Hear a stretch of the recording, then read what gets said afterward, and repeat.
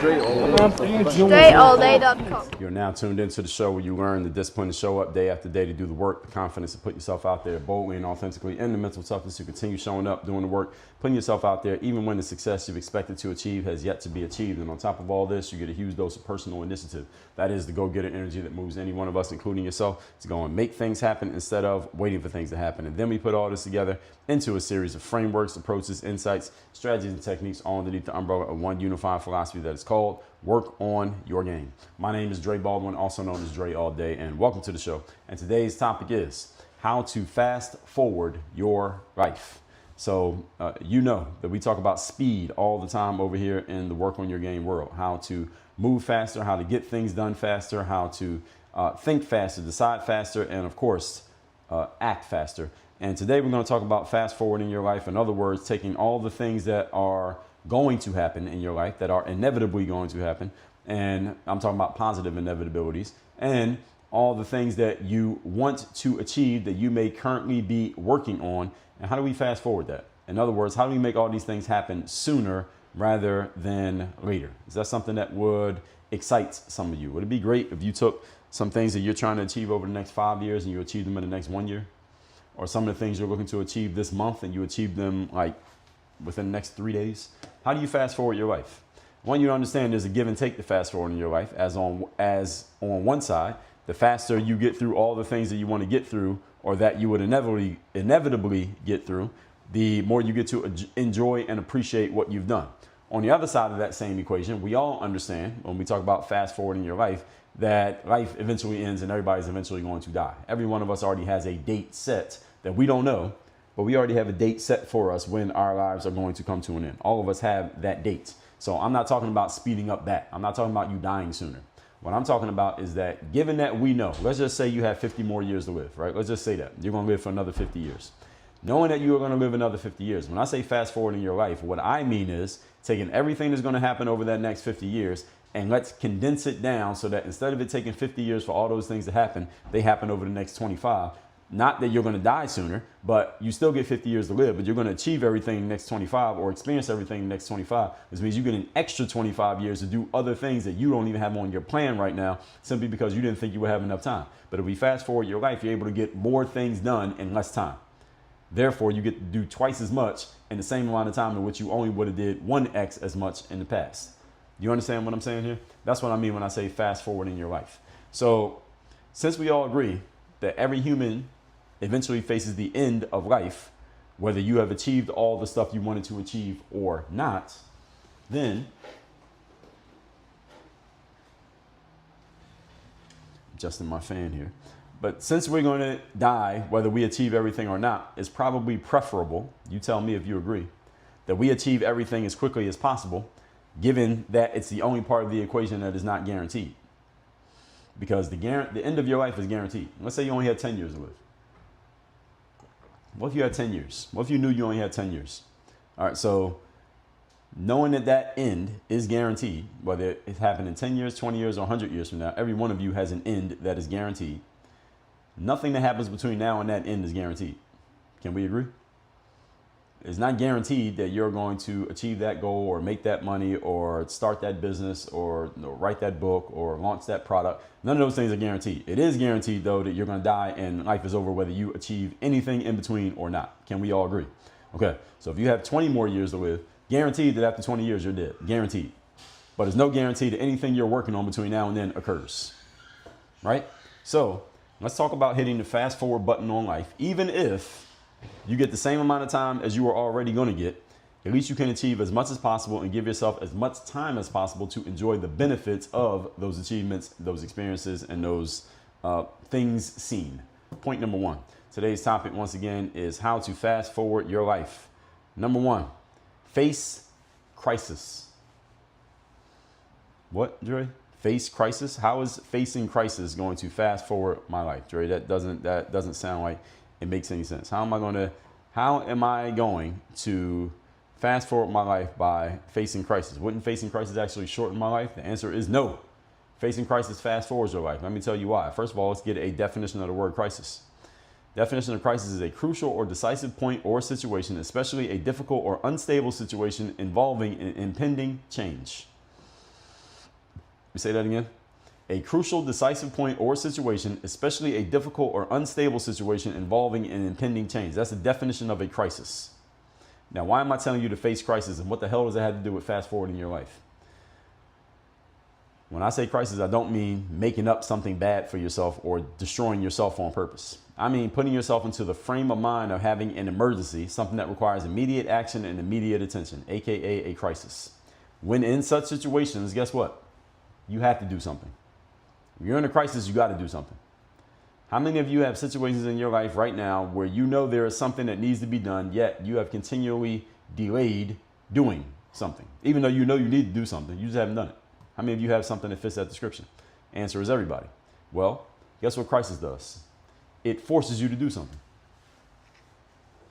Crisis forces you to do something, even though for the last 6 weeks you've known you need to do something, but you just have not done it. You just procrastinated and didn't do it. But when you face a crisis around that exact thing, now you ain't got a choice but to do something. When I was a freshman in college, I got a citation. I think it was a running the stop sign citation in Abington, Pennsylvania. And they wrote me a ticket, and the ticket was like $200. I didn't have $200. So I applied for a payment plan. The court granted me a payment plan. They say pay us $50 every 2 weeks, or every month pay us $50. And the first payment I was late on because I didn't have the money, or at least I acted like I didn't have the money. Finally, I received a letter at my parents' house that said, you were ordered by the court to pay $50 every 2 weeks or whatever. You missed your payment and you're now 2 weeks behind on the first payment. If you don't make a payment within 72 hours, a warrant will be issued for your arrest. Now, was the Abington Police Department going to send the FBI to my house to come find me over $50? No, but that letter was worded strongly enough to light a fire under my ass that I miraculously found $50 and made that first payment. Crisis forces action. That's the point. Now, again, this is easier said than done, but it's not impossible to do if you don't have a real crisis. Robert Greene has an entire chapter in one of my favorite books called The 33 Strategies of War, where he talks about this. He calls it the death ground strategy. What is death ground? Any of you knows anything about military operations? Death ground is when an army of soldiers has their back literally to the wall, or their back is to some water that they can't cross, or basically they're in a situation where they're cornered. Their opponent is coming after them, and they cannot retreat just because physically they cannot go any further backwards from where they are. So they have no choice but to fight. And in such a situation, when you put a human being or an animal, their back to the wall and they cannot run away, they will fight to the death. Why? Because they got no choice. All right, if I'm going to die, I might as well go fight as hard as I can while getting killed in this situation. Might as well, because they have no other choice. Human beings, we have to learn how to put ourselves in that frame of mind in our own lives so that we act with better urgency and energy, even if the situation is not literally life or death. Most of us, the way that we live our lives these days, we live relatively safe lives. If you're sitting or walking or exercising or going to work right now, listening to a show like this one, I'm assuming you're not in a life or death situation. Most of the time, you're not in life or death situations on a day-to-day basis. However, if we can put ourselves mentally in the frame that we're in a life or death situation and we really, really need to get a thing done, we move with a little bit more urgency, a little bit more decisiveness. We get things done a little bit faster, maybe even a lot of all those things. And that allows us to live more life in the same period of time than we would have otherwise under our ease and at our leisure. You understand? That's what crisis does. Puts you into death ground mindset and you start moving a whole lot faster simply because you realize that your time may be running out. 50 Cent says something in a book that he wrote with, coincidentally, Robert Greene, called The 50th Law. I want to read it to you because I have a screenshot of it because I liked it when I first heard it from 50. He said the following. He said, this is in his book, The 50th Law, that he wrote with Robert Greene. Well, that Robert Greene wrote with him, really. Quote, when I nearly died, it made me think, this can happen again any second. I better hurry and do what I want. I started to live like I never lived before. When the fear of death is gone, then nothing can bother you and nobody can stop you. Close quote. That's from 50 Cent. And one of the things in that book that Robert talks about is that when 50 suffered from those near fatal attack where he got shot 9 times, the stuff of legend, that after he survived that shooting and he got back into making music, he was operating with an urgency that he did not have before, simply because looking down the barrel of a gun and getting shot 9 times when you damn near died. A lot of people die from getting shot once. He got shot 9 times. when he survived that, he realized, okay, this can happen again. Now, I might get shot again. All right, now at least I know what it looks like to almost be dead. Okay, I better operate as if I know my time is limited here, because I just saw firsthand as vividly as possible that my time is limited. And see, the thing is, for you and I, hopefully you nor I ever have to get shot 9 times, but we can wake ourselves up the same way 50 Cent woke himself up without going through the traumatic experience. We just got to put ourselves mentally in the same mindset. So human beings, we just have to learn how to put ourselves there. This is mental alchemy right here. The better you can make yourself feel as if you're in an emergency situation that requires immediate action, the more likely you will take immediate action. If you really believe you're in an emergency and you must do something now, guess what you do? Something, and guess when you do it? Now. That's how emergency situations work. This is the outcome we're looking for, and the crisis mindset is simply the tool to get you there. See, the outcome is you just want to make yourself move fast and do things immediately and quickly. The tool to get there, the vehicle is going to get you there, is putting yourself in this mindset of, I'm in an emergency situation, I'm in a crisis, and I have to do something now. Point number 2. The topic here today is how to fast forward your life. Number 2, deny yourself the luxury of time. Deny yourself the luxury of time. So one of my favorite rappers is a guy named Pusha T. And Pusha T put out an album called Daytona. This is probably about 2018. And I really like this album. It's a short album. It's only maybe 7 or 8 songs on the album, but all great songs. I can listen to the whole album all the way through. And there are very few albums in rap that I can listen to all the way through without skipping a song. But Pusha T, great song. It was produced entirely by a guy named Kanye West. All of you heard of him. Both of these guys were in their perfect zone in doing this album together. And Pusha T named the album Daytona. When I first saw the name of the album, I thought Daytona, he was talking about Daytona, Florida, like Daytona Beach. It's a popular place people go on vacation. But he wasn't talking about Daytona Beach. He was talking about the Daytona watch. And I don't even know who makes the Daytona watch. I think the Daytona is made by, let me find out. I think it's made by Rolex, but I might be wrong. I'm not a big timepiece person. But I'm right. Yes, the Daytona watch is made by Rolex. Its full name is the Rolex Cosmograph Daytona. It was first introduced in 1963, and it was designed for professional race car drivers. That's why they called it the Daytona, taken from the Daytona International Speedway in Florida. So see these things that you learn on ChatGPT? Is one of Rolex's most iconic and coveted models. Is known for its chronograph function and tachymeter bezel used to measure speed. Now, some vintage models like the Paul Newman Daytona are among the most valuable watches ever sold. So anyway, I'm saying all that to say Pusha T named his album Daytona.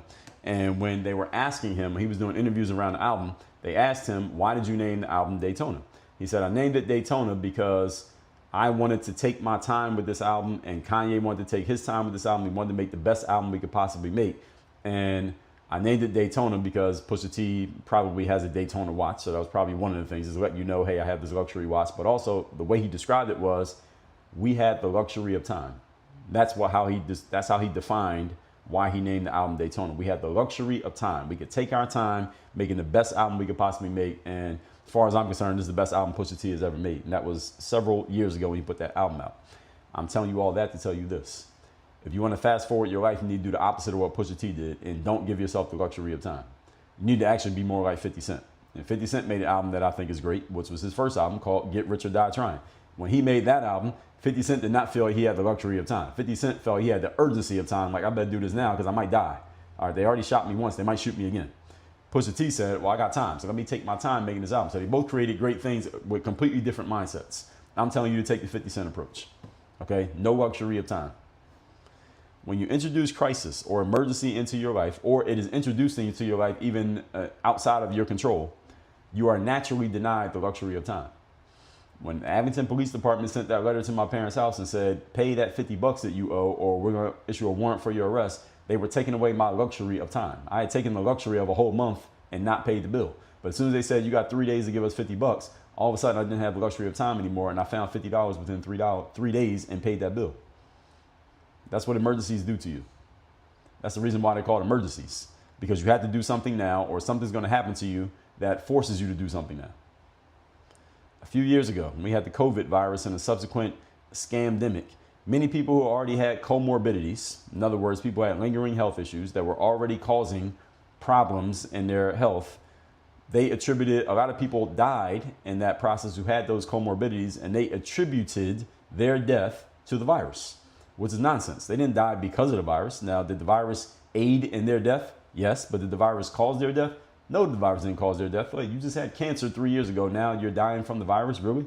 You already had a heart attack. You already had a stroke. Now you're dying from the virus. It doesn't make any sense. You died from complications of all of that shit. All the virus did was just speed the process up. The virus is not the reason why you died.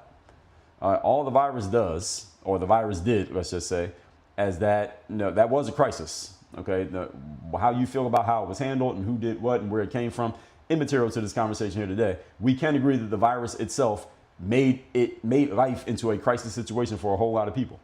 All it did was speed up outcomes that were already going to happen. That's what it did.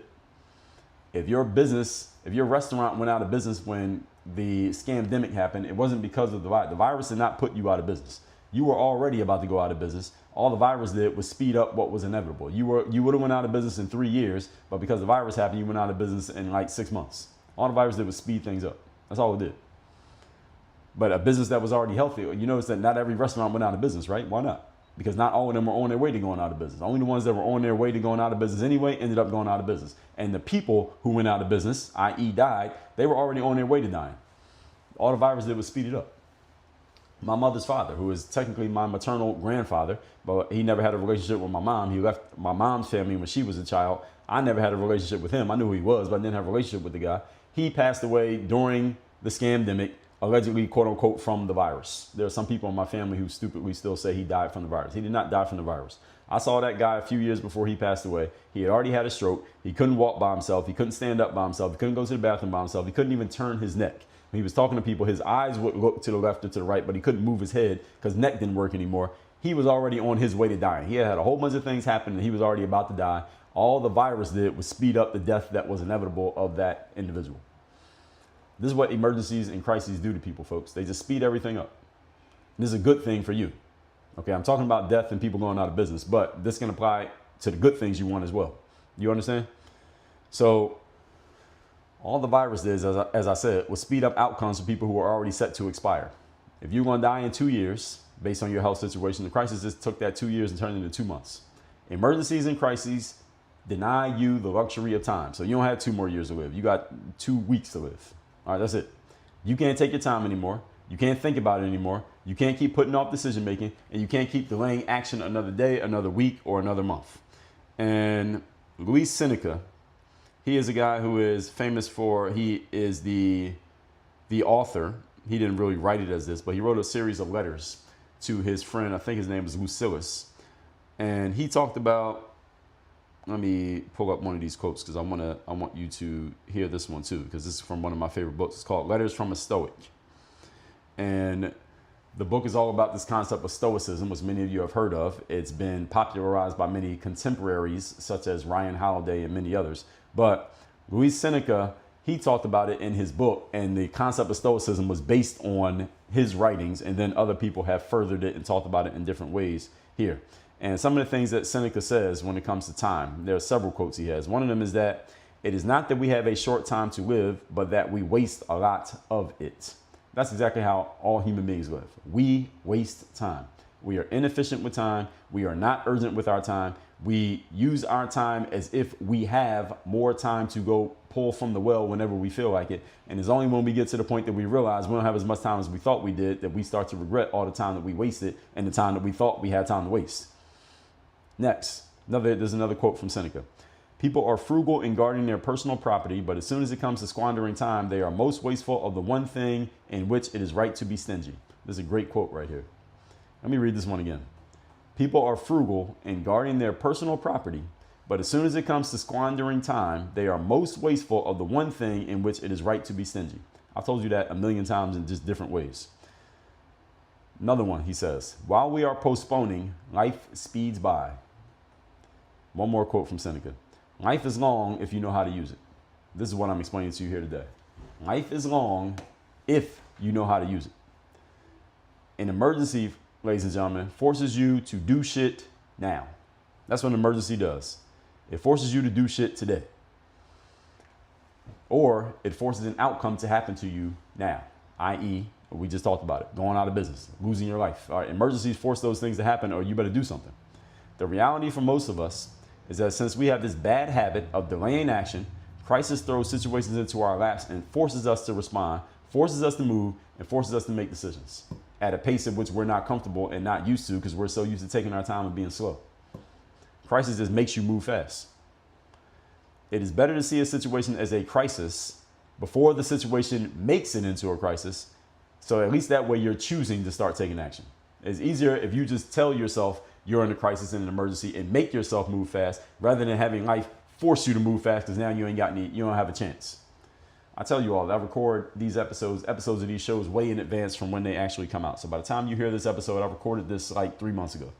And one of the reasons that I like to do that is because I like to buy myself extra time. So just in case, if I lose my voice, God forbid, or I'm sick for a week or two, or for whatever reason I can't record, or something happens and I'm not recording, I'm traveling, I'm on vacation, I don't go on vacations, but let's just say something like that happens. I already got all these episodes sandbagged so that the show keeps coming out whether I'm recording or not. What I don't want is to get in a situation where I get told, hey, I got to go travel somewhere for 3 weeks and I got to leave in 2 days and I only got 3 episodes recorded. And now I got to spend the next 3 days recording 50 episodes and killing myself doing that and not doing any of my other work because I didn't have the foresight to create more material ahead of time than even when I needed it.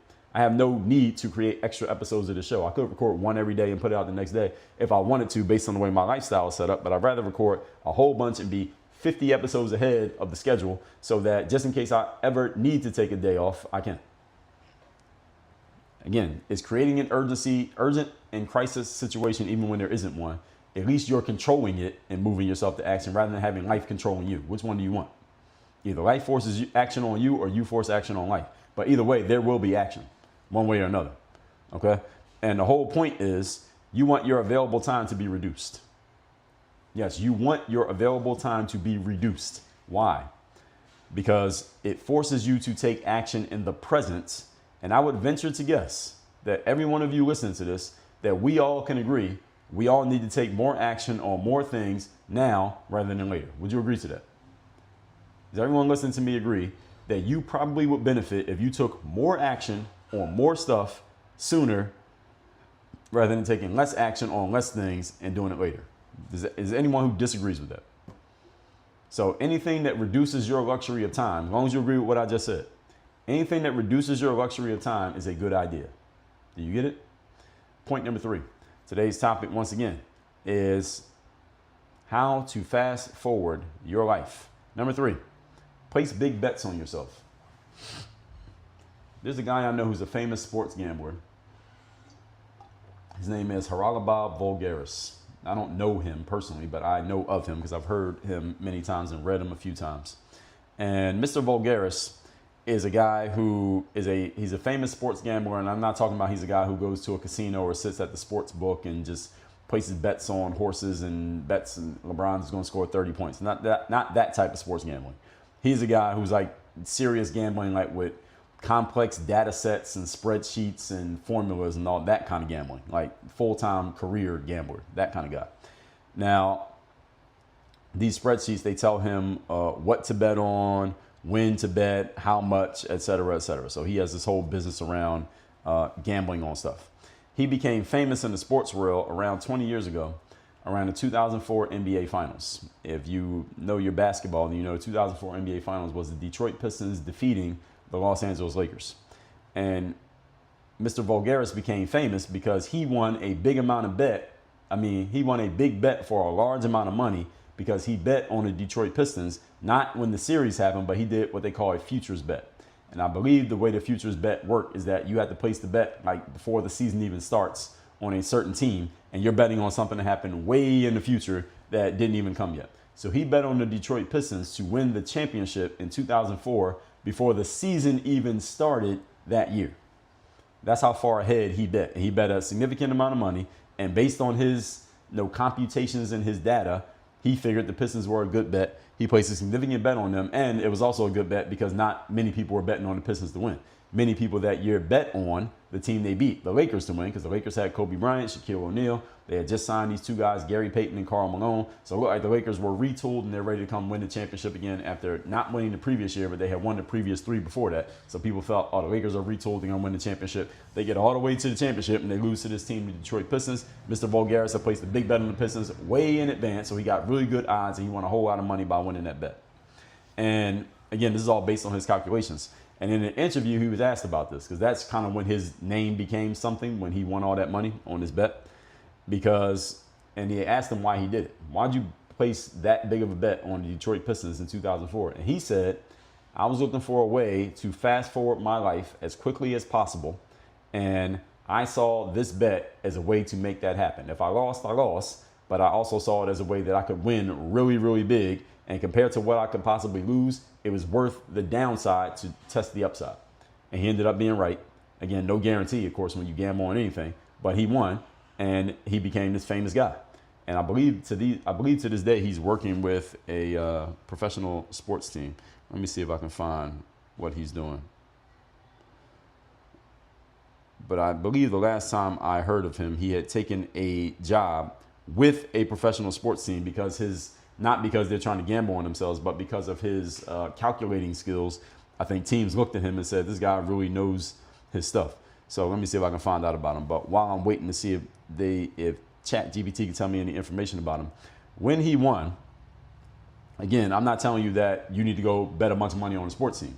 What I'm telling you is that you need to place big bets on yourself that if they hit, would advance your life in ways that small actions and small activities never could, even if all of them work out. Okay, so Mr. Voulgaris, I'm reading about him right now. He's a professional gambler. He's also a poker player, and he's a sports analytics expert. That's what he's known for. So he's renowned for his success in NBA betting and his application of data-driven strategies across various domains. So he's one of these analytics geeks that has become very popular in sports. So he gained prominence, as I said, in the early 2000s. He exploited inefficiencies on how bookmakers would set halftime totals, capitalizing on patterns and the tendencies of specific coaches. He was known to wager up to $1 million on a single day of games. So this is what this guy did. And he recognized the limitations of subjective analysis, and he created a quantitative approach, and he collaborated with a mathematics prodigy to develop a predictive NBA model that could basically simulate an NBA game possession by possession, and it enhances betting accuracy and solidify his reputation in sports analytics.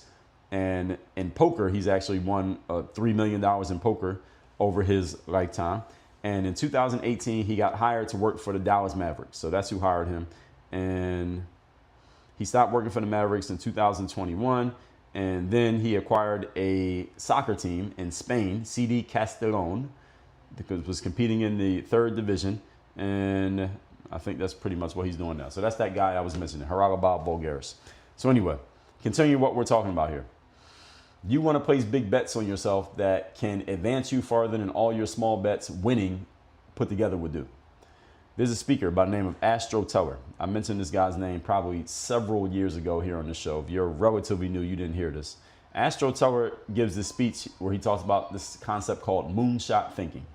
A moonshot is the mindset of trying to do something that very few people even try to do because the chances of it working are extremely small. But if it does work, the ROI on the bet that you're placing is so large that it would be wise to put some of your resources into that thing just because of the possible upside. To give you an example of what that means, you look at something like crypto, Bitcoin, for example. This is not financial advice, but anyone I've talked to who knows anything about the crypto market, who knows anything about Bitcoin or anything about finance, says because of the potential upside of Bitcoin, doesn't mean you take all the money you have and put it into Bitcoin, but you should put some of your money into Bitcoin because the potential upside is so big that if it actually happens, just the little bit that you put in is going to be so big, it's going to outdo all the money you have and everything else. All right, that's a moonshot. That's moonshot thinking. Again, you don't have to put all your eggs in that basket, but you put some of them in there because that moonshot might actually work. So the paradox of placing big bets is that no bet is a sure thing from the outside looking in or from the beginning. And you have a much better chance of winning with smaller bets than you have with the bigger bet. The flip side of that paradox is that if you only play small bets, you only have the potential of winning in small ways. That's the issue. And many people only bet small, therefore the only way they can win is small. So you get a bunch of wins, but these wins are so small that it doesn't even matter. It doesn't really make a dent. If you want to win big, you got to bet big and risk losing big. One common excuse people make for not placing big bets is asking, well, what if it doesn't work out? And my response to that is, well, look at your current situation. Is it working out? I mean, so the losing that you're thinking about, if you were to place a big bet, you're already living it by not doing anything different than what you're currently doing. So you're already losing. You're just losing in slow incremental ways as opposed to losing in one big way. If you're going to lose, you might as well just lose in one big way rather than losing slowly day by day and dying a slow death. I mean, what do you think? So how about you place a big enough bet, you put yourself in a death ground situation where you no longer have the luxury of time, and now you have no choice but to make things work out. How would that work? How do you think that would turn out in your life? It's a thought experiment right now, but you can turn this into a real experiment by following the points here today. Let's recap today's topic, which is how to fast forward your life. Again, point number 1, face crisis.